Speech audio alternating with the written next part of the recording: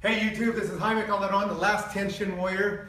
Hey man, I want to thank each and every one of you that's been going and subscribing to my channel. I thank you very much. Like, subscribe, share.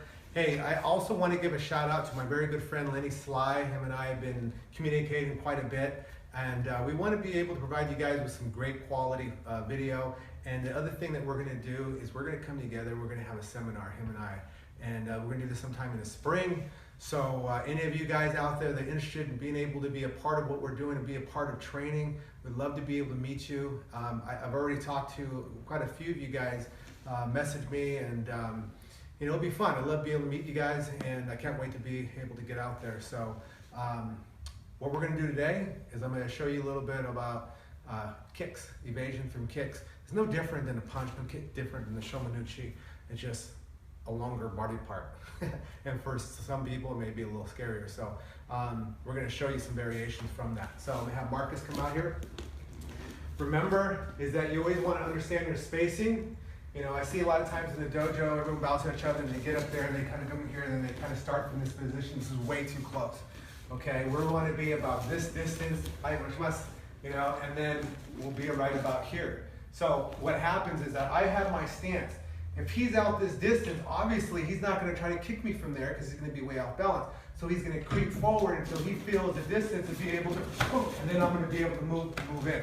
Okay? And that's kind of how you want to train. We're always on guard. We're always, you know, never have our back to each other. And remember that as you put it slowly, as he's kicking right to my midsection from here. The angle of my evasion is determined by the angle of this attack. So this is coming up from this position here. So therefore, my positioning on this is down in this position. It is not going like this, because by the time he goes here, he's going to end up kicking me. So I want to make sure he comes straight to here, and I'm able just to do this evasion. This is no different if he strikes shomanuchi. The angle of my evasion is determined by the angle of this attack. He does a punch, same thing. It's the same thing. Same evasion comes now from here. I'm able to go inside. As he goes back, he kicks. Same thing. I'm able to come out here and keep my balance. I can either take him forward, down into this position, or I can come back in here and get him on a leg sweep, or I can strictly come in for sayunage, I can come in for a punch, I can come in noriskyage, whatever I want to do. This allows me to be able to get in. Then you got to be careful for slowly, as you go in here and putting your hands on, it's not going to feel so good. So this is his practice. You guys go slowly and you're keeping your back straight. The reason why you want to keep your back straight is because he may punch. So he kicks, he punches, and I move in, whatever I'm trying to do. Go slowly, don't go too fast, take your time. It's just practice over and over and over. As you get better, then you go faster. You know, you go from the left side to the right, and after a while, you just kick and punch. Okay, it doesn't matter what foot you have forward eventually. We do this in the beginning just to kind of create a structure, a little bit more confidence in what you're doing in your evasions. If he goes sotogiri, a side kick, the evasion would be the same thing. Obviously, in a practical real situation, you're not going to stay out here because the guy's really good at his kicking. I mean, he's just going to keep on coming, and eventually you're going to get nailed. So what you want to do is eventually just get in. Irimi means to enter. You're always entering. He does that kick, boom, and I'm moving right in at that point. Whether he does a forward kick, I move in.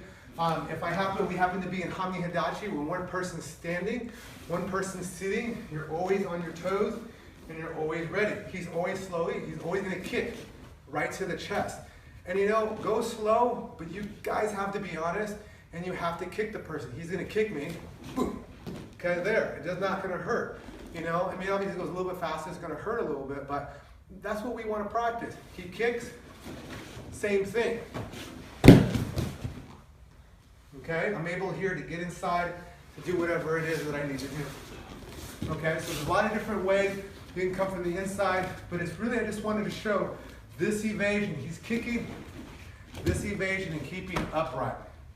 The other one, like I said, from a side sotogiri, is being able to come in and you're cutting down in this position here. You can cut down this way too, but I feel this way is better. I feel more comfortable because then I can step back. He may try to come and kick again, and I have to be able to enter. So I do want to answer one thing that I've been getting some requests about. So from a grabs, he's going to come and grab me. Okay, here I happen to get the thumb. That's just what I worked out. When I'm grabbing, I don't want to grab like this because he's strong like that. I want to come up higher. I have more an advantage. The same thing with the fingers. I don't want to come and grab lower. I want to grab right to about to here. Whether it's 3 fingers or 2 fingers, it doesn't matter. My positioning is always here and out because his body is away from me. I go here, any desperate person is going to do what they need to do. He's going to grab me, take me down, whatever. I keep him out here. I have his foot. He's not going anywhere. Okay, if anything, he's going to try to escape that way, which is perfectly fine. So that's it. I wanted just to show you that some people ask me about the fingers, what you're doing. The other thing too is you're not going out towards him this way. You're just going down. My center is going, I'm just going straight down. That's all I'm doing. Take your time. The uke has his hand, this is Guru Kemi, he has his hand up to here so that I can see he's tapping.